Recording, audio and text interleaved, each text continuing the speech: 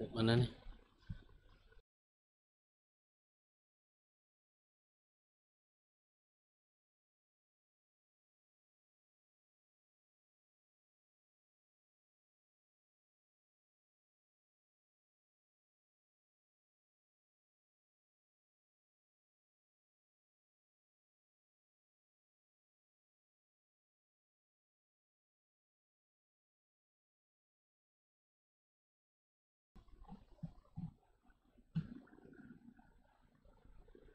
Bismillahirrahmanirrahim. Assalamualaikum warahmatullahi wabarakatuh. Innal hamdalillah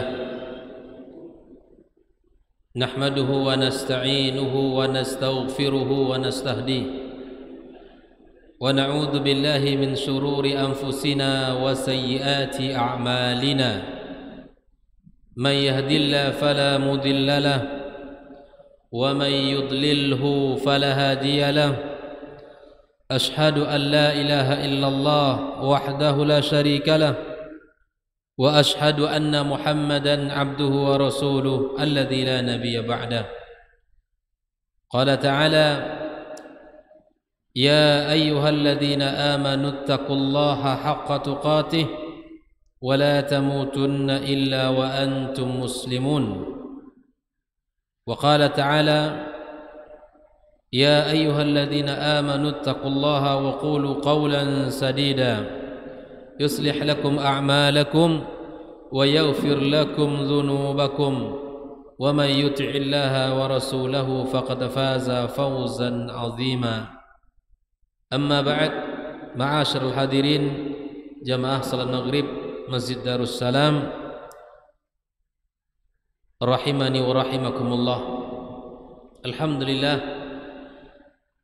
bersyukur kita kepada Allah Subhanahu wa taala, kita diberikan kemudahan untuk bisa kembali melanjutkan pertemuan kita dalam kajian pekanan kita, berbicara tentang pendidikan dan petunjuk Rasulullah sallallahu alaihi wasallam tentang pendidikan anak. Mudah-mudahan pertemuan kita ini diberkahi Allah Subhanahu wa taala dan mendatangkan banyak kebaikan dan perbaikan untuk diri dan keluarga kita. Kita bersalawat kepada Rasulullah sallallahu alaihi wasallam. Allahumma salli wa sallim wa barik ala Muhammad. Kita berharap salat dan salam tersambung kepada keluarga beliau, anak keturunannya. Kemudian kita juga menyampaikan untuk para sahabat yang telah berjuang bersamanya, mengorbankan harta dan jiwanya, dan kepada seluruh kaum muslimin dan muslimat yang senantiasa istiqamah di jalan agamanya sampai hari kiamat kelak. Ma'asyiral hadirin wal hadirat minal musyahidin wal musyahidat rahimakumullah. Kembali kita melanjutkan pembahasan tentang pentingnya pendidikan anak dalam Islam. Kita sudah bahas tentang perhatian para nabi dan rasul di dalam pendidikan anak dan keluarga mereka. Pada kesempatan ini insyaallah adalah pembahasan yang kedua, bagian dari pentingnya pendidikan anak dalam Islam, yaitu perhatian orang-orang saleh di dalam Al-Qur'anul Karim terhadap kebaikan anak dan keturunannya. Rumah merupakan salah satu kehidupan pertama. Rumah adalah kehidupan pertama bagi anak untuk mendapatkan kebutuhan dasar mereka di dalam ilmu pengetahuan. Sering disebut oleh para ulama kita bahwa rumah itu merupakan al-madrasatul ula, lembaga pertama anak itu mendapatkan ilmu pengetahuan. Dan Al-Quranul Karim yang merupakan pedoman hidup manusia telah menyuguhkan banyak kisah, cara, pola asuh di dalam mendidik anak. Kisah antara orang tua dan anak mereka di dalam Al-Quranul Karim, seperti kisah Nabi Ibrahim bersama anaknya Ismail alaihissalam, kisah Nabi Ya'qub bersama anaknya Yusuf alaihissalam, dan kisah Luqmanul Hakim dengan putranya. Maka kisah-kisah tersebut melahirkan pola asuh yang bermacam-macam, yang sangat menakjubkan, dan itu harus kita jadikan pelajaran di dalam kehidupan kita. Maka malam ini kita akan mengambil kisah yang pertama tentang perhatian orang-orang saleh di dalam perbaikan generasi mereka. Di dalam kitab ini dijelaskan kisah pertama adalah kisah keluarganya Imran. Kita tahu Imran bukan nabi, dia manusia biasa, tetapi kemudian Allah jadikan keluarganya sebagai kisah yang sangat menakjubkan tentang pola asuh anak. Bahkan Allah menjadikan nama keluarganya Ali Imran sebagai nama surat di dalam Al-Quranul Karim, surat ketiga. Uniknya dia bukan nabi, manusia biasa, tapi kemudian Allah abadikan kisah manusia ini, kisah laki-laki saleh ini bersama keluarganya. Pengarang kitab ini menjelaskan hirs imra'ati Imran, yaitu perhatian istrinya Imran, dalam rangka mengisahkan kisah keluarga Imran. Maka dinukilkan dari ayat yang ke-37 sampai ke-35 sampai ke-37 dari surat Ali Imran ini. Yang ini kan kita baca bagaimana pola asuh dan perhatian istri Imran di dalam mendidik anaknya, yaitu Maryam. Ma'asyiral hadirin wal hadirat rahimakumullah, silakan dibuka Al-Qur'annya. Allah Subhanahu wa taala menyebutkan di dalam surat Ali Imran ayat yang ke-35, "Idz qalat imra'atu Imran." Kata Allah, ingatlah ketika imra'atu Imran, istri Imran,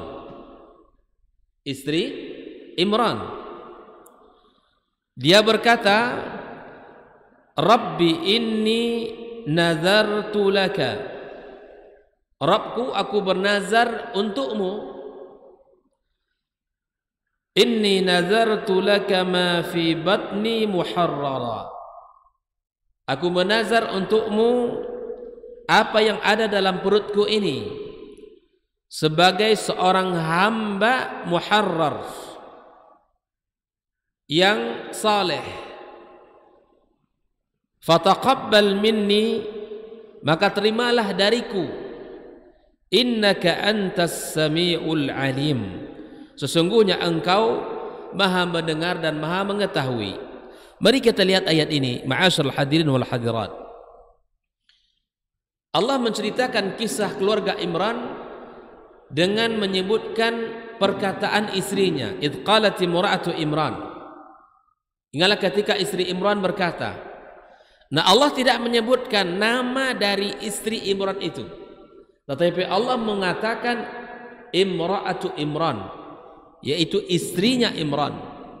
Maka di sini ada hal yang menarik. Ketika Allah Subhanahu wa taala menyebutkan di dalam Al-Qur'an kisah yang bukan langsung namanya,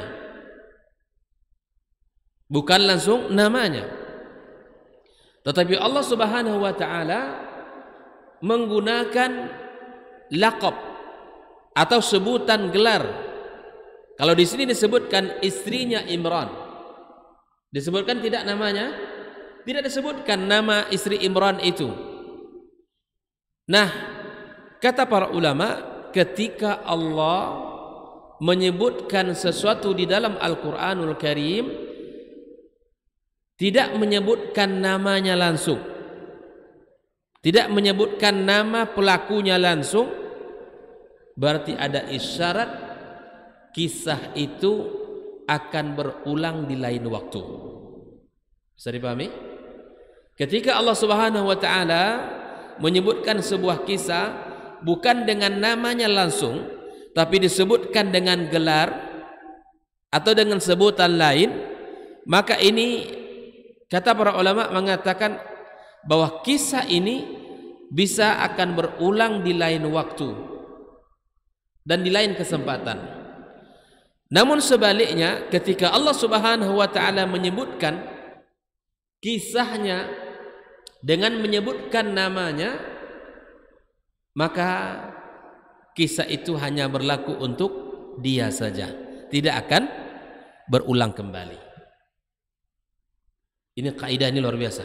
Maka kita pahami artinya apa ketika istri Imran berkata di sini, maka ini menunjukkan di mana Allah akan mengabarkan kepada kita bahwa kisah yang jika dilakukan diikuti pola asuhnya seperti yang diikuti oleh istri Imran ini, maka insya Allah ya kita akan bisa mendapatkan kebaikan-kebaikan sebagaimana keluarga Imran ini telah memulai dan mendapatkan kebaikannya. Mari kita lihat bagaimana pola asuh yang dicontohkan oleh istri Imran ini. Dia berkata, Rabbku, sesungguhnya aku bernazar kepadamu. Maka nazar menurut para ulama adalah sesuatu yang diwajibkan atas dirinya yang mana Allah tidak mewajibkan, itu nazar. Kalau ada di antara kita yang bernazar, seperti kalau misalnya anak sembuh dari penyakit dia bernazar. Sebagian orang masih ada seperti ini. Maka saya sampaikan hukum nazar dalam Islam secara hukum fikih itu tidak dianjurkan, bahkan dia makruh. Namun apabila nazar diucapkan, maka wajib ditunaikan, dibayar. Apa pelajaran yang bisa kita ambil dari keinginan istri Imran terhadap anaknya ini? Dia bernazar kepada Allah bahwa apa yang ada dalam perutnya ini, dari janin yang ada dalam perut ini, menginginkan muharrar terhadap Allah, menginginkan anak yang saleh, menginginkan anak yang saleh, yang baik, yang akan mengabdi kepada Allah Subhanahu wa taala. Ini pola pertama apa?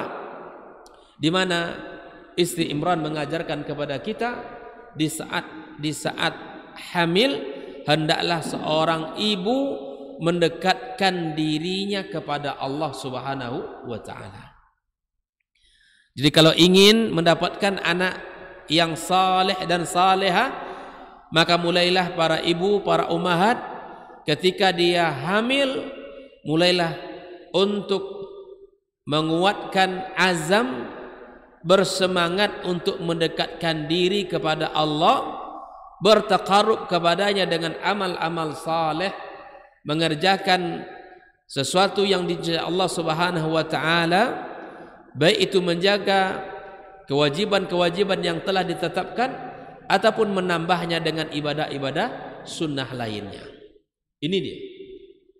Sebagaimana istri Imran mewajibkan atas dirinya di saat dia hamil sesuatu yang tidak Allah wajibkan untuk bernazar, maka kemudian ini adalah keinginan mulia dari ibunda Maryam untuk meminta kepada Allah agar Allah Subhanahu wa taala berikan anaknya, jadikan anaknya anak yang saleh dan salihah. Yang kedua, pola asuh yang kita dapat ambil dari kisah istri Imran ini adalah hendaklah kita memulai untuk menanamkan cita-cita dan harapan kita terhadap anak yang akan lahir ini mulai dari alam rahimnya. Jadi anak yang sedang dikandung, yang sedang berada dalam rahim istri, maka hendaklah orang tua mulai berharap kepada Allah, ya, bercita-cita kepada Allah agar anak ini nanti lahir menjadi seorang hamba yang mengabdikan dirinya kepada Allah. Seperti Bunda Maryam ini, kata Al-Muharrar itu, ya, sebagian ulama mengatakan adalah anak yang saleh yang akan mengabdikan dirinya, ya, di Baitul Maqdis. Maka di sini dia berharap anak yang lahir akan menghidupkan Baitul Maqdis. Karena kondisi sosial memang secara zahir bahwa yang akan bisa mengurus masjid ya anak laki-laki. Karena punya kebebasan, tidak ada waktu yang dilarang dia untuk bisa ke masjid. Maka inilah cita-cita daripada Ibunda Maryam, bahwa anak yang ada dalam rahimnya, ia berharap kepada Allah menjadi anak yang muharrar, mengabdi kepada Allah Subhanahu wa taala. Kata muharrar adalah bebas. Artinya anak yang terlahir nanti, anak yang terbebas dari ikatan apapun. Dia hanya tunduk dan patuh kepada Allah saja. Di para ummahat dimanapun mendengarkan kajian ini, maka lihatlah bagaimana pola asuh yang telah dicontohkan oleh Ibunda Maryam. Di saat ibunda atau para ummahat hamil, maka mulailah minta kepada Allah, gariskan cita-citamu, gantungkan cita-citamu kepada Allah agar janin yang ada di dalam rahim ia menjadi anak nanti, anak yang saleh dan salihah. Innaka antas samiul alim. Ini pola asuh yang ketiga, bahwa Ibunda Maryam dia bermohon kepada Zat yang Maha mendengar. Artinya kencangkan doa kita kepada Allah yang Maha mendengar, yang Maha mengetahui, yang tidak luput, yang tidak pernah lalai terhadap permintaan hambanya, yang tidak pernah mungkir dengan janjinya. Allah Subhanahu wa taala, perbanyak doa, perbanyak meminta kepada Allah, perbanyak bermunajat agar anak yang ada dalam rahim selamat lahir menjadi anak yang saleh dan salihah. Ma'asyiral hadirin wal hadirat rahimakumullah. Kita lanjutkan. Allah Subhanahu wa taala mengisahkan pada ayat yang ke-36, falamma wada'atha qalat rabbi inni wada'tuha untha wallahu a'lamu bima wada'at. Ayat ini menceritakan bagaimana keadaan jiwa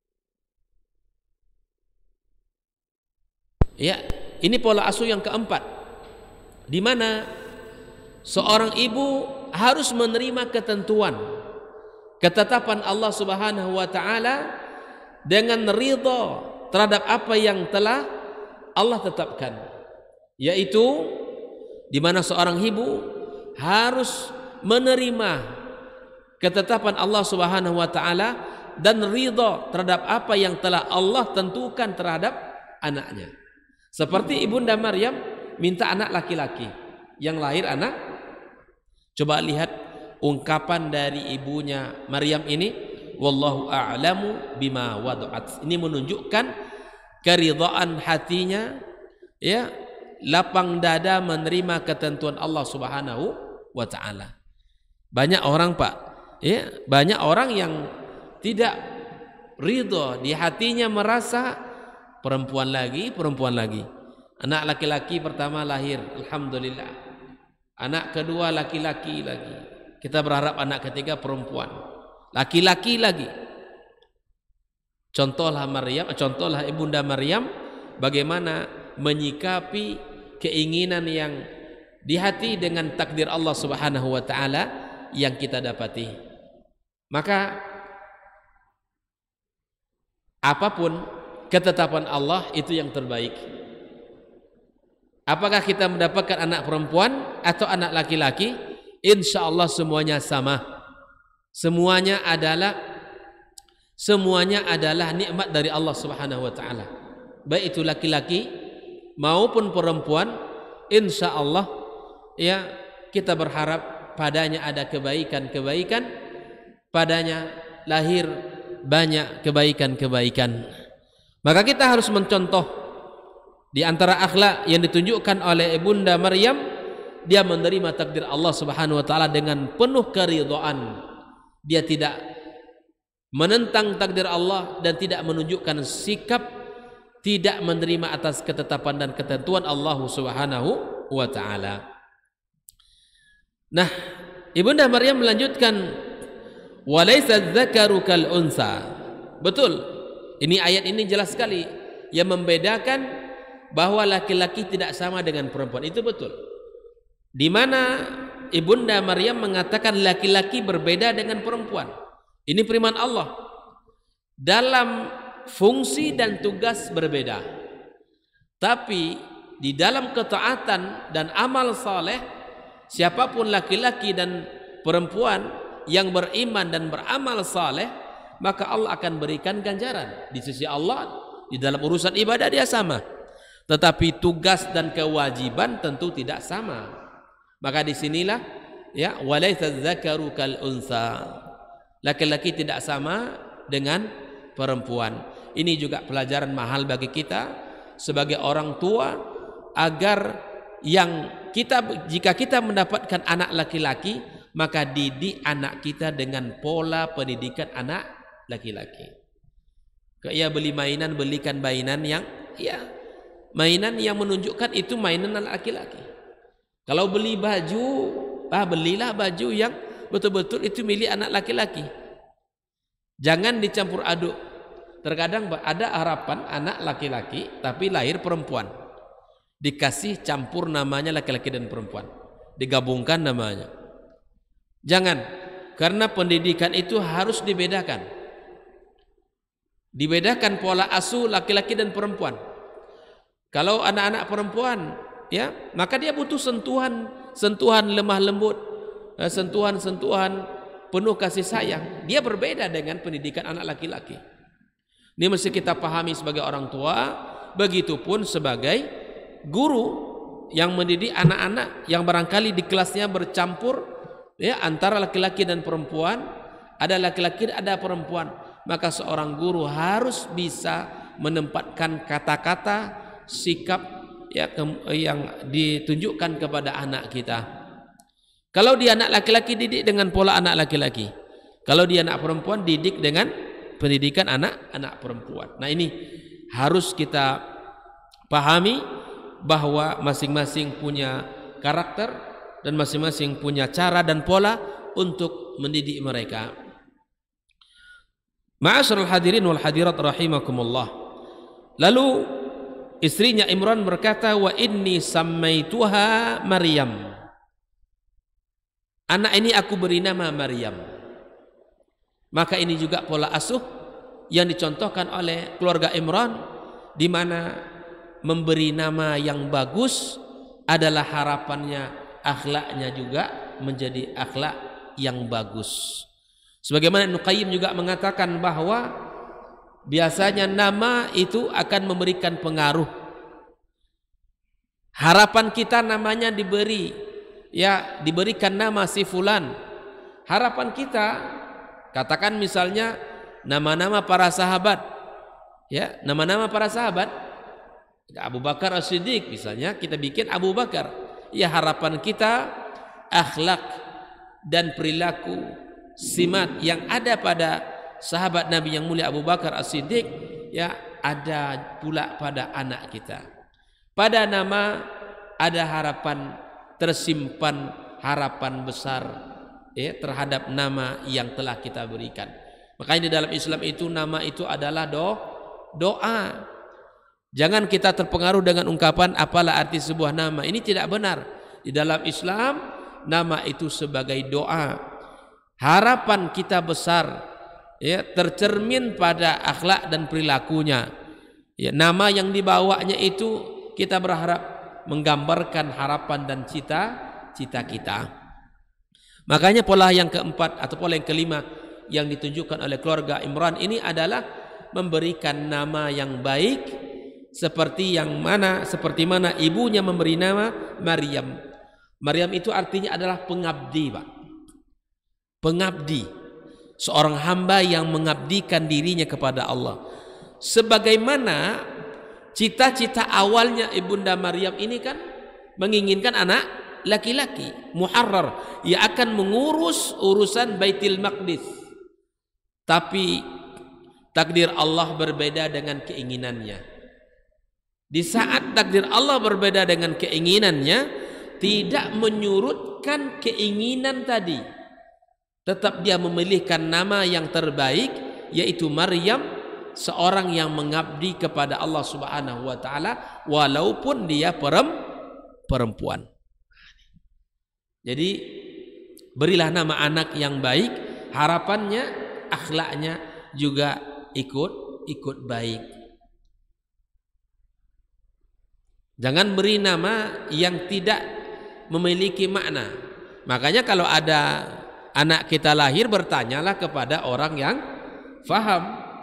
Jangan beri nama dengan ya nama-nama yang sulit difahami, bahkan mungkin tidak sesuai dengan istilah-istilah syar'i kita. Kalau beri nama, berilah nama para sahabat atau para nabi misalnya, atau para sahabat, ataupun nama-nama yang lain, para tabi'in dan tabi'in, orang-orang saleh. Kita berharap dari nama-nama ini ya tercermin harapan dan cita-cita kita. Ikhwani kaum muslimin, kaum muslimat rahimakumullah, wa inni sammaituha Maryam. Pola asuh yang berikutnya, kita harus memberikan nama dengan nama yang baik. Kemudian wa inni u'iduha bika wa dzurriyyataha minasyaitonir rajim. Ini pola asuh yang berikutnya. Pola asuh yang berikutnya adalah di mana ibunya Maryam meminta perlindungan kepada Allah, ya, meminta perlindungan kepada Allah atas anak dan keturunannya dari gangguan syaitan. Ini penting sekali, Pak. Meminta kepada Allah perlindungan agar Allah jaga anak dan keturunannya dari syaitan. Subhanallah, doa ini makbulah. Doa ini makbul, diterima Allah, Pak. Ternyata bahwa setiap anak Adam yang lahir itu disentuh oleh syaitan. Dan sehingga sebagian ulama mengatakan sebab di antara anak menangis ketika lahir itu. Kecuali salah satunya adalah Isa anaknya Maryam. Itu tidak ya menangis di saat lahir dan tidak disentuh oleh syaitan. Ini adalah keberkahan dari doa neneknya. Maka itu kalau kita ingin berdoa kepada Allah, ma'asyiral hadirin wal hadirat, mintalah kepada Allah perlindungan untuk diri dan anak keturunan kita, anak cucu cicit kita. Walaupun kita belum punya cucu cicit ini, tapi mintakan dari sekarang perlindungan kepada Allah. Bisa jadi doa kita ini menjadi perisai bagi mereka dari segala bentuk gangguan syaitan wal iyadu billah.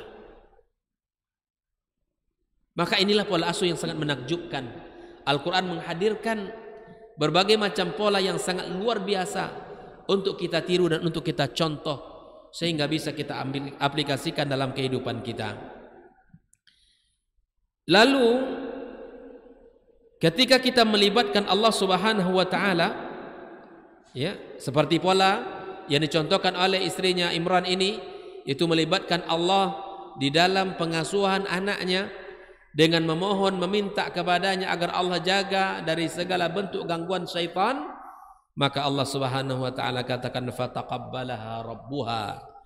Permintaan doanya itu dikabulkan. Permintaan doanya itu diberi Allah, diijabah Allah Subhanahu wa taala. Maka ini yang harus kita lakukan ketika pola asuh yang dilakukan oleh istrinya Imran ini kita lakukan, insya Allah ini adalah langkah-langkah yang jitu, yang menakjubkan, yang baik untuk kita terapkan dalam rumah tangga kita. Fataqabbalaha rabbuha. Allah menerima doanya. Ketika Allah sudah menerima doanya, fataqabbalaha rabbuha biqabulin hasan. Maka kita lihat, Pak, banyak hal yang menakjubkan di kisah Maryam ini. Ketika kita melibatkan Allah di dalam urusan anak kita, maka tidak ada yang tak terselesaikan. Karena Allah ikut. Ya, kita libatkan Allah di dalam mengurusi anak kita. Kalau Allah mengurusi urusan kita, urusan hambanya, maka tidak ada yang tidak terselesai, tidak ada yang terbengkalai. Semua urusan akan selesai dengan baik dan akan berujung dengan baik. Makanya kita, Pak, jangan kita bersandar di dalam mengurusi anak kita dengan kecerdasan kita. Jangan kita mengandalkan ilmu yang kita miliki, kecerdasan yang kita punya, harta yang kita dapatkan. Saya bisa menyekolahkan ke sekolah mana saja, ya kan? Anak saya akan menjadi anak yang pintar. Saya bisa pilih guru-guru yang bisa datang ke rumah untuk mengajarkan. Saya bisa masuk ke sekolah yang paling hebat, yang bayarannya tidak sedikit, yang mengutamakan skill dan ini dan itu. Misalnya, bisa saja orang tua akan mengatakan itu. Tapi ingat, di dalam lembaga pendidikan tidak hanya cukup lembaga itu ya penuh dengan fasilitas, penuh dengan segala ya fasilitas yang sangat menunjang, tidak cukup. Karena hal itu hanya akan melahirkan anak yang cerdas, tetapi anak yang tidak memiliki kecerdasan secara spiritual. Kita tidak ingin, Pak. Kita tidak ingin anak kita dia pintar, cerdas, banyak ilmu, tapi tidak takut kepada Allah. Tidak. Kita menginginkan anak kita memiliki kecerdasan, memiliki ilmu yang membawa dia takut kepada Allah Subhanahu. Makanya jangan pernah kita bersandar kepada kehebatan pribadi kita untuk mengurus anak kita. Jangan. Contohlah pola asuh para ulama. Seperti yang kita dapatkan dalam kisah keluarga Imran ini, melibatkan Allah Subhanahu wa taala di dalam pendidikan anak-anak mereka. Kalau Allah sudah melibatkan, Allah sudah terlibat dalam pendidikan anak kita, kita minta kepada Allah, ya maka kita lihatlah keajaiban-keajaiban akan muncul satu persatu. Wa ambataha nabatan hasana. Yang pertama, anak itu akan tumbuh di dalam kebaikan. Anak ini tumbuh, imannya tumbuh, akhlaknya sangat menakjubkan, adabnya menjadi hiasan, taat kepada orang tua, tahu dengan kewajibannya. Inilah ya yang disebut dengan nabatan hasanan, di mana kita berharap anak ini ya tumbuh, badannya sehat, akhlaknya kuat, akhlak yang mulia. Nah, oleh itu kita lihatlah keajaiban yang pertama ini. Anak ini tumbuh sehat seiring dengan sehatnya jasmani dan rohaninya. Kita berharap kepada Allah Subhanahu wa taala anak-anak kita tumbuh dan tumbuhnya tidak hanya badan yang sehat, tapi tumbuh juga keimanan dan akhlak yang mulia juga terlihat di dalam diri anak-anak kita. Yang kedua, keajaibannya adalah wa kaffalaha Zakaria. Allah pilihkan guru terbaik. Jadi kalau doa kita sudah terarah minta kepada Allah agar anak dijadikan anak yang saleh dan salehah, Allah kita libatkan, maka Allah akan ikut. Di antaranya Allah pilihkan ya guru terbaik untuk anak kita. Makanya pesan para ulama kalau mencari guru untuk anak, carilah guru yang wara, carilah guru yang zuhud, carilah guru yang takut kepada Allah Subhanahu wa taala. Karena pengaruhnya sangat besar kepada anak-anak kita. Makanya ketika Al-Imam Syafi'i di saat Harun Ar-Rasyid meminta nasihat kepada beliau agar diberikan nasihat kepada guru dari anak-anaknya. Apa nasihat Imam Syafi'i? Kata beliau, hendaklah kamu memperbaiki anak ini dengan cara memperbaiki dirimu sendiri. Pertama yang harus kamu lakukan di saat memperbaiki anak ini adalah dengan cara memperbaiki dirimu sendiri. Meningkatkan iman dan takwa kepada Allah. Karena anak ini terpaut matanya dengan dirimu. Anak ini akan selalu memandangmu. Dia akan mencontoh dirimu. Maka yang baik menurut anak apa yang engkau lakukan wahai guru. Dan yang buruk menurut anak apa yang engkau tinggalkan. Anak belum tahu dalil, anak belum tahu dengan banyak ilmu. Tapi sosok guru itu akan menjadi sosok yang diikuti oleh anak. Maka jangan salah pilih guru kita. Jangan salah pilih pendidik anak-anak kita. Kalau salah Pak, fatal akibatnya. Makanya kita minta kepada Allah agar Allah pilihkan guru-guru terbaik untuk anak-anak kita. Nah, sebagaimana Allah hadirkan bagi keluarga Imran ini seorang guru yang hebat. Wa kaffalaha Zakaria, ternyata yang terpilih menjadi guru, pendidik atau menjadi orang yang menjaga Maryam adalah Zakaria. Kisahnya kan Imran sudah meninggal dunia di saat Maryam masih dalam kandungan. Maka tentu seorang anak yang lahir tanpa ayah membutuhkan sosok yang menggantikan ayah. Makanya anak-anak yatim, ya para ummahat, anak-anak yatim, ya walaupun seandainya ibunya tidak menikah lagi, maka dia mesti mendapatkan sentuhan yang menggantikan posisi ayah. Sebagaimana Rasulullah sallallahu alaihi wasallam, beliau seorang yatim. Tapi siapa yang hadir menggantikan sosok ayahnya? Kakek dan paman. Kakek dan pamannya hadir sebagai pendidiknya, pengganti daripada fungsi ayah. Maka jangan sampai anak ini hidup tanpa sentuhan ayah. Lebih parah lagi, ayahnya ada tapi tidak memberikan didikan. Ini lebih parah lagi. Kalau dia yatim, jelas dia tak punya ayah secara nasab, secara zahir. Dia hanya punya ibu. Tapi sadarilah dia tetap membutuhkan sosok yang bisa menggantikan posisi ayahnya. Mungkin kakeknya, mungkin pamannya, atau mungkin abang kandungnya barangkali. Nah, jangan sampai kondisinya seperti ayahnya ada tetapi seperti anak yatim.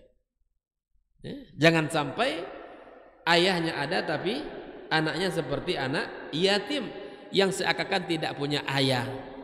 Ayahnya membisu, tak punya perhatian, tidak peduli, tidak mau tahu, tidak care dengan anaknya. Ini tidak benar dalam Islam.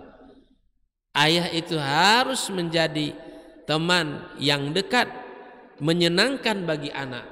Bahkan ayah sebagai solusi terhadap permasalahan anak. Kalau anak punya masalah, mengadu kepada ayah, terima aduannya. Jangan langsung dimentalkan, jangan langsung Ya kamu sana. Masalah aja terus kepada ayah nih. Jangan sampai.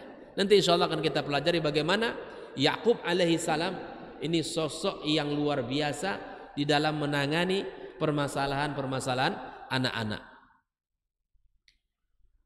Ma'asyiral hadirin wal hadirat rahimakumullah, kaum muslimin kaum muslimat dimanapun berada, maka wakaffalaha Zakaria.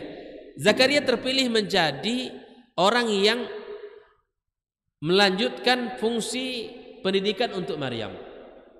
Dan kalau kita baca ayat setelah ini, kita akan dapatkan ternyata proses pemilihan Zakaria itu juga tidak mudah. Bisa dibaca ayat 5 ayat atau 10 ayat setelahnya, itu bisa kita dapatkan. Ternyata terpilihnya Zakaria itu ya prosesnya sangat ketat sekali. Karena di saat itu semua orang berharap bisa menjadi pendidiknya Maryam. Karena Imran adalah seorang ulama, orang saleh di zaman itu. Dan semua orang berkeinginan untuk bisa mendapatkan kebaikan mendidik anaknya Imran. Tapi audisi yang dilakukan, ibaratnya proses untuk memilih siapa yang berhak menjaga Maryam, itu adalah dikumpulkan seluruh ulama yang menulis kitab suci dengan pena mereka, masing-masing hadir ya dengan membawa pena tersebut, dengan melemparkan pena itu ke sungai. Kalau kita hari ini, kalau itu syaratnya melemparkan pena ke sungai, tidak ada kita yang terpilih jadi guru ya. Ternyata seluruh pena hanyut kecuali penanya Zakaria. Idh yulquna aklamahum ayyuhum yakfulu Maryam.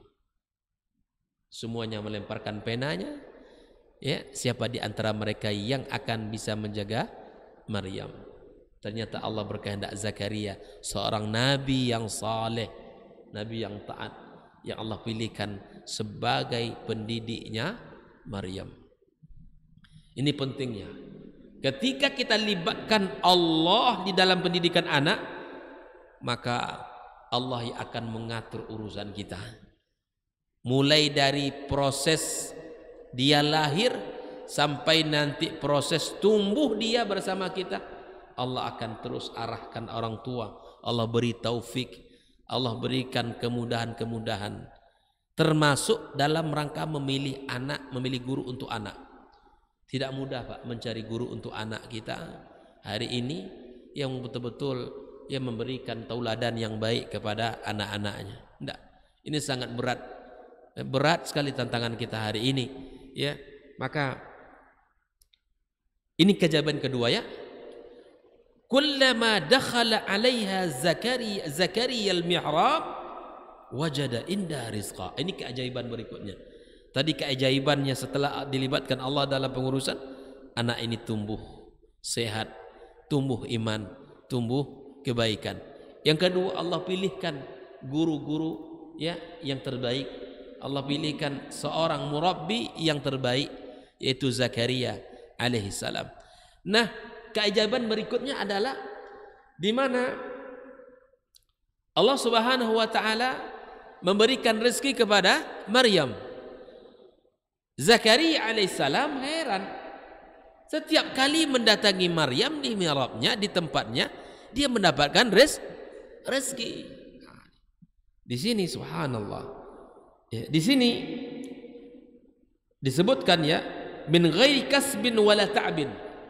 Rezeki itu datang tanpa ada usaha dari Maryam. Bal rizqun saqahullahu ilaiha. Rezeki yang Allah datangkan kepada Maryam. Wa karamatan akramahallahu biha, dan sebagai karamah yang Allah berikan kepada Maryam. Ya. Fa yaqulu laha Zakaria, Zakaria berkata kepadanya, anna laki hadha, anna laki hadha. Qalat huwa min indillah. Zakaria tentu heran ya. Ini makanan di musim panas kok ada makanan buah-buahan musim dingin.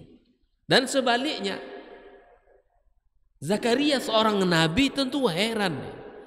Ini dari mana datangnya ini? Sampai dia bertanya kepada Maryam, anna laki hadha, dari mana datang ini wahai Maryam? Maka disinilah mulai terlihat keimanan Maryam, terlihat kepribadian Maryam, wanita yang salihah, wanita yang beriman kepada Allah. Qalat huwa min indillah, ini kata Maryam dari Allah Subhanahu wa taala. Bayangkan itu. Jadi Maryam telah berkata, qalat huwa min indillah, ini adalah rezeki tafaddulan wa ihsanan min Allah. Innallaha yarzuqu man yasha'u bighairi hisab. Sesungguhnya Allah memberi rezeki ya kepada siapa yang dikehendaki bighairi hisab, tanpa ada usaha dari seorang hamba. Tak mustahil bagi Allah untuk memberi siapapun di antara hamba-hambanya, tidak mustahil. Allah punya kehendak. Nah, Allah punya kuasa. Wa may yattaqillaha yaj'al lahu makhraja wa yarzuquhu min haitsu la yahtasib. Barang siapa yang bertakwa kepada Allah, Allah berikan jalan keluar, dan Allah berikan ya rezeki dari jalan yang tidak dia sangka. Maka kemudian disinilah Zakaria merasa sebuah kekuatan keimanan yang nampak pada diri Maryam ini. Maka mulailah Zakaria alaihissalam, dalam kisahnya ini kan dilanjutkan di kisahnya Zakaria, mulailah diceritakan Allah, hunalika da'a Zakaria rabbah. Disitulah Zakaria, seorang nabi yang sudah lama menanti buah hati ya, yang tak pernah kunjung datang, anak yang diimpikan belum juga hadir. Maka di situ Nabi Zakaria ya, dia berdoa kepada Allah, hunalika da'a Zakaria rabbah. Disitulah Nabi Zakaria memohon kepada Rabbnya, Rabbi habli min ladunka dzurriyyatan thayyibatan innaka sami'ud du'a. Ya Allah, Rabbku, berikanlah dari sisimu ya anak yang baik, sesungguhnya Engkau Maha mendengarkan doa.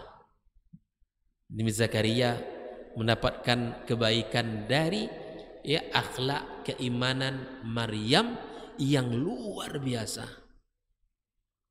Ini dahsyat keimanan yang ditunjukkan oleh Maryam, menginspirasi Zakaria untuk berdoa kepada Allah Subhanahu wa taala, di mana Zakaria memohon kepada Allah tabaraka wa taala agar diberikan karunia anak. Insyaallah kita lanjutkan setelah adzan.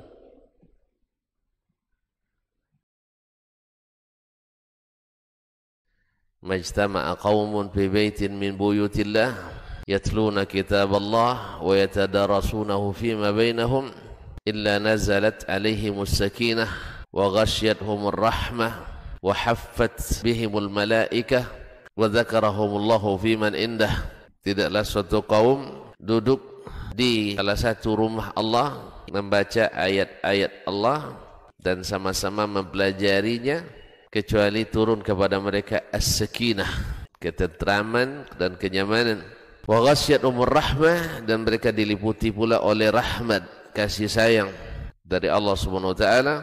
Wa haffat bihimul malaikah, dan mereka pun dikelilingi oleh para malaikat, karena malaikat suka majlis-majlis zikir dan ilmu.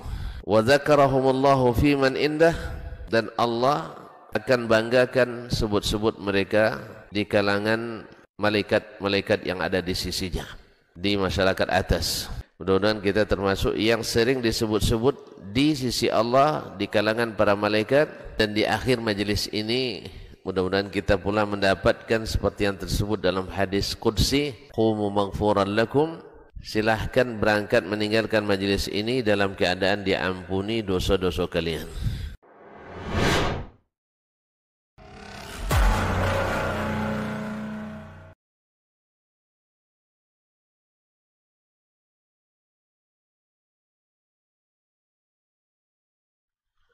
Orang yang keluar dari rumahnya menuju rumah Allah untuk menuntut ilmu syar'i, maka sungguh dia sedang berjalan di jalan ilmu, dan itu akan memudahkannya untuk menuju surga Allah Subhanahu wa taala. man salaka tariqan yatlubu fihi ilman salakallahu bihi tariqan min turuqil jannah. Barang siapa yang menempuh sebuah jalan, jalan yang ditempuhnya adalah jalan menuntut ilmu, maka Allah akan mudahkan jalannya untuk menuju surga Allah Subhanahu wa taala. Orang yang berangkat ke masjid untuk menuntut ilmu syar'i dianggap sebagai jihad fi sabilillah. Nabi alaihi salatu wassalam bersabda, "Man dakhala masjidana hadza," barang siapa yang memasuki masjid kami ini, yakni Masjid Nabawi, liyata'allama khairan, untuk belajar atau mempelajari kebaikan, au yu'allimuhu, atau dia mengajarkan kebaikan, kal mujahidi fi sabilillah, adalah seperti orang yang berjihad di jalan Allah. Mudah-mudahan kehadiran kita di rumah Allah yang mulia ini, tujuan kita hanya satu, untuk mencari ridha Allah tabaraka wa taala. Mudah-mudahan ilmu yang kita pelajari, ilmu yang memberikan keberkahan, yang menerangkan jalan kita dan senantiasa menjaga kita di jalan Allah Subhanahu wa taala.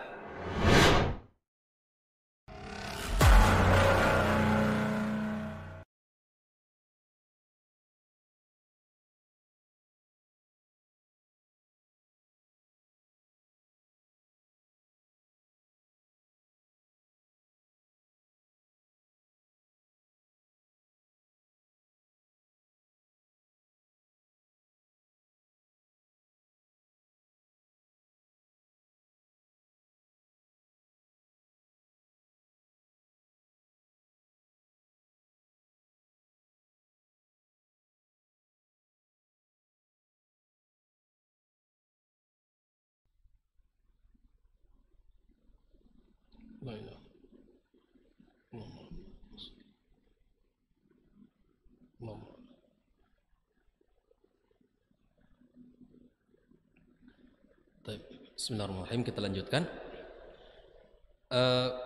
pada kisah yang Allah sebutkan di dalam surat Ali Imran ini, maka dapat kita ambil beberapa kesimpulannya tentang pola asuhan terhadap keluarga Imran yang mana dilakoni oleh istri beliau. Yang pertama adalah di saat hamil, hendaklah seorang ibu mendekatkan dirinya kepada Allah Subhanahu wa taala dengan memperbanyak melakukan ibadah-ibadah, dengan menjaga ibadah-ibadah wajib yang telah Allah tetapkan, serta menambahnya dengan ibadah-ibadah sunnah lainnya. Yang kedua adalah mulailah untuk menanamkan cita-cita dan harapan besar untuk anak di saat bayi itu masih dalam kandungan. Yang ketiga adalah hendaklah kita senantiasa bermunajat kepada Allah dan bermohon kepadanya dengan asma dan sifat Allah, bertawassul kita dengan nama-namanya yang mulia dan sifat-sifatnya yang indah, sebagaimana yang dicontohkan oleh istri Imran ini, innaka antas samiul alim. Yang keempat, terimalah takdir Allah Subhanahu wa ta'ala dan ketetapannya dengan lapang dada dan ridha terhadap apa yang telah Allah pilihkan untuknya.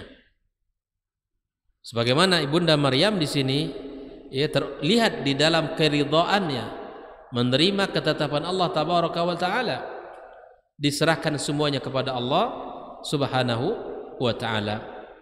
Kemudian yang kelima adalah memberikan nama yang terbaik untuk anak kita, karena pada nama tersimpan harapan dan doa kita di masa yang akan datang pada anak kita. Karena nama adalah doa dan nama adalah cerminan dari cita-cita kita dan harapan kita padanya nanti. Kemudian libatkan Allah Subhanahu wa ta'ala di dalam penjagaan anak-anak kita dari segala bentuk gangguan-gangguan syaitan, segala bentuk gangguan syaitan. Kita berharap kepada Allah agar anak kita dijadikan anak-anak yang terjaga dan terselamatkan dari segala bentuk gangguan-gangguan syaitan, baik di masa kecil maupun sampai tua dan sampai dia berumah tangga. Kalau kita sudah lakukan langkah-langkah ini dan pola asuh ini, maka Allah Subhanahu wa taala sebutkan dan berikan ijabah terhadap permintaan daripada ibunda Maryam ini dengan memberikan yang pertama adalah menumbuhkan anak dalam pertumbuhan yang baik. Allah kalau sudah kita libatkan, maka Allah akan mengurus segala urusan kita. Anak itu tumbuh dalam keimanan, tercermin padanya akhlak-akhlak yang mulia, dan kemudian terlihat padanya kebaikan-kebaikan. Yang kedua termasuk Allah berikan kepadanya guru yang terbaik untuk mendidik dan mengasuh Maryam. Dan yang ketiga, didapatkanlah rezeki yang sangat luar biasa dari Allah Subhanahu wa taala, dari Allah kepada Maryam, diberikan rezeki tanpa dia berusaha dan bekerja. Maryam mendapatkan langsung dari Allah Subhanahu wa taala. Maka disitulah sebuah keyakinan dari kita sebagai orang tua untuk meminta kepada Allah, Allah akan berkahi usaha yang sedikit ini. Karena kalau kita mengerjakan banyak hal dalam kehidupan kita, belum tentu itu yang bisa menentukan anak kita bisa menjadi hebat, bisa menentukan sukses, enggak. Tapi Allah lah yang akan mendatangkan kesuksesan itu.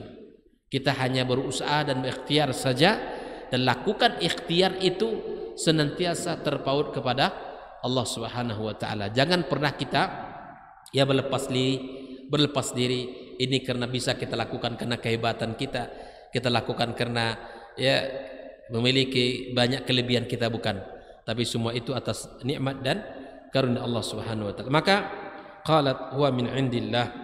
Nah, apa yang Allah berikan kepada Maryam, kata para ulama, itu adalah bentuk karamah yang Allah berikan kepada orang-orang pilihan, orang-orang yang memiliki keimanan kepada Allah Subhanahu wa taala. Maka Syekhul Islam Ibnu Taimiyah mengatakan, karamah wali itu asalnya adalah di mana karamah yang Allah berikan kepada seseorang itu adalah diperoleh karena keberkahan mengikuti sunnah-sunnah Rasulullah SAW. Karamah yang didapatkan oleh seseorang, oleh wali-wali Allah itu dikarenakan dia mengikuti syariat Nabi SAW, mengikuti sunnah Rasulullah Sallallahu Alaihi Wasallam. Jadi ketakwaan dia kepada Allah, keimanannya kepada Allah, dan mengikuti perintah-perintah Rasul, maka inilah yang akan bisa mendatangkan karamah kepada wali-walinya, kepada orang-orang pilihan Allah Subhanahu wa taala. Jadi tidak sembarangan karamah itu didapatkan oleh siapapun. Itu adalah wali-wali Allah, wali-wali Rahman, wali-wali Allah tabaraka wa taala yang bisa mendapatkannya. Jadi bedakan antara karamah yang Allah berikan kepada orang-orang pilihan dengan sesuatu kejadian yang luar biasa sesuatu yang luar biasa terjadi pada orang-orang pendusta. Jadi bedakan antara karamah yang Allah berikan kepada wali-walinya yang bertakwa dengan kejadian-kejadian yang luar biasa yang terjadi pada orang-orang pendusta. Misalnya begini, kejadian seperti yang terjadi pada kisahnya Musailamah Al-Kadzab, yang mengaku seorang nabi di akhir zaman, mengaku seorang nabi, hidup di zaman Nabi kita sallallahu alaihi wasallam, dan dia punya banyak pengikut sekali, banyak orang yang kagum kepadanya, banyak orang yang mengikutinya. Nah, suatu hari ada seorang petani yang mana sumur airnya kering. Sumur airnya kering. Kemudian dia datang kepada Musailamah al-Kadzdzab. Dia datang untuk meminta melihat sumur yang kering tadi. Maka kemudian setelah tibanya Musailamah al-Kadzdzab, dia diminta air, kemudian dia berkumur-kumur dan kemudian dimuntahkan, dibuangkan air yang dia gunakan untuk berkumur-kumur tadi ke dalam sumur, sehingga kemudian airnya sumur itu kembali hadir. Nah, ketika Allah Subhanahu wa taala berikan kepada orang-orang yang pendusta dalam agama ini, Allah berikan sesuatu peristiwa yang luar biasa, bukan karena wali mereka, bukan karena dekat mereka kepada Allah, tapi karena Allah Subhanahu wa taala ingin menghinakan dia di sisi Allah dengan pemberian itu. Dengan pemberian itu. Jadi jangan pula silau tertipu kita. Dia tidak sholat, tapi banyak hal yang bisa dilakukan. Misalnya seperti itu, Pak. Dia tidak sholat, atau dia tidak menutup aurat, bahkan gila. Maka kemudian dipercaya banyak hal yang terjadi padanya. Maka yakinlah kejadian-kejadian seperti itu adalah di mana Allah Subhanahu wa taala untuk menginginkan semakin hina dan semakin rendah dan semakin menunjukkan kedustaannya di hadapan manusia. Jadi kita jangan tertipu. Wali itu ada dua, auliya Allah wa auliya ar-Rahman. Auliya Allah adalah auliya ar-Rahman, auliya syaitan. Walinya Allah dan walinya syaitan. Walinya Allah adalah diberikan kepadanya banyak kebaikan dan sesuatu yang luar biasa. Dikarenakan kata Syekhul Islam, dia mengikuti sunnah-sunnah Rasulullah sallallahu alaihi wasallam. Adapun auliya syaitan, kalaupun mereka ini banyak atau memiliki sesuatu yang luar biasa di luar kejadian-kejadian yang biasa, Allah tunjukkan padanya bukan karena dia walinya Allah, tapi Allah ingin menghinakan dia dengan apa yang Allah berikan itu kepadanya. Seperti peristiwa Musailamah al-Kadzdzab tadi. Maka itu ikhwani kaum muslimin, kaum muslimat rahimakumullah, bedakan di antara auliya ar-Rahman dan auliya syaitan. Di sini Maryam adalah sebuah karamah yang Allah berikan kepadanya. Itu karena Allah Subhanahu wa taala berikan kepadanya kebaikan-kebaikan, dan sehingga ini menguatkan bahwa Maryam adalah seorang wanita yang salihah. Bahkan di akhir surat At-Tahrim Allah Subhanahu wa taala menyebutkan bagaimana Maryam seorang wanita yang suci, yang menjaga kehormatannya, walati ahsanat farjaha fanafakhna fihi min ruhina wa saddaqat bi kalimati rabbiha wa kutubihi wa kanat minal qanitin. Wanita yang suci, yang menjaga kehormatannya, lalu kemudian dia membenarkan kalimat-kalimat Rabbnya dan membenarkan para rasulnya, kemudian wa kanat minal qanitin, dan Maryam termasuk wanita yang qanitin. Para ulama mengatakan kenapa tidak disebutkan minal qanitat, karena seharusnya adalah minal qanitat, tetapi kenapa Allah jadikan dia minal qanitin? Ini sebagian ulama mengatakan bahwa ibadah Maryam adalah ibadah yang sebanding dengan ibadahnya para nabi dan rasul. Jadi bukan seperti ibadah manusia biasa. Level ibadahnya Maryam itu adalah level ibadahnya para nabi dan rasul. Makanya disebut wa kanat minal qanitin, tidak disebutkan minal qanitat. Oleh itu ikhwani kaum muslimin, tanamkanlah kesucian kepada anak perempuan kita, tanamkan untuk senantiasa menjaga kehormatan kemuliaannya, dan tanamkan pada dirinya sebelum berbicara tentang karir, sebelum berbicara tentang cita-cita, sebelum berbicara tentang pekerjaan ini dan itu, tanamkan yang pertama kali adalah bagaimana menjaga kehormatan dan menjaga kesucian dirinya.